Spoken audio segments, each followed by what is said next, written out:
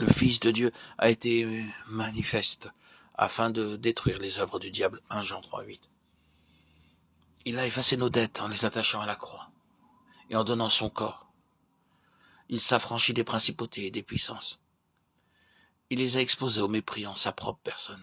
Colossiens 2,15. Ces passages nous révèlent un nouvel aspect du sacrifice de Christ. Par sa mort, il a dépouillé les principautés et les puissances qu'il a exposées en spectacle, en triomphant d'elles.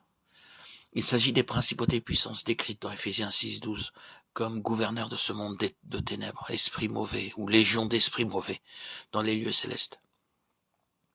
Le prophète Ésaïe avait annoncé que l'homme de douleur partagerait le butin avec les puissants. Et maintenant, l'apôtre Paul nous déclare qu'il a vaincu ces puissants sur la croix, qu'il les a dépouillés.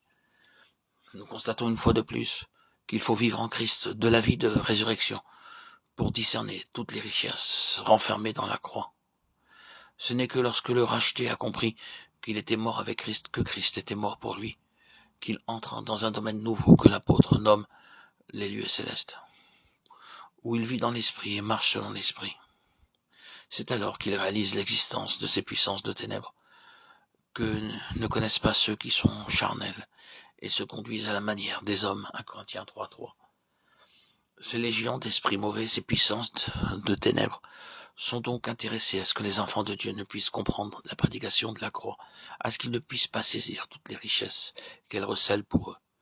Elles sont intéressées à ce que les rachetés ne pénètrent jamais dans ces régions spirituelles où les yeux s'ouvrent sur toutes les séductions de l'adversaire, où l'on découvre que ce n'est pas contre la chair et le sang qu'il faut combattre, mais contre les légions d'esprits mauvais. Éphésiens 6,12. C'est pourquoi le grand ennemi des âmes s'attaque sans relâche à la prédication de la croix. Il mobilise toutes les puissances de l'enfer pour empêcher le racheté de comprendre l'étendue de la victoire du calvaire sur lui et ses légions. Que de chrétiens qui, dans les premières étapes de leur vie chrétienne, se laissent persuader par l'adversaire de sa non-existence. Ou bien au contraire, l'ennemi se révélera à eux avec tant de puissance en les enlaçant dans les chaînes du péché qu'ils seront convaincus qu'il n'y a point de délivrance possible tant qu'ils habitent ce corps. D'autres discerneront l'ennemi, mais le combattront avec des armes charnelles, armes bien inutiles contre un ennemi spirituel. D'autres, remplis des meilleures intentions, travailleront à la conversion des foules, s'appuyant sur des moyens humains qu'ils s'imagineront appropriés à leur siècle. Mais l'ennemi se rit de tout ce qui n'est pas le message de la croix, prêché par des messagers remplis de l'Esprit Saint et crucifiés avec leur Seigneur.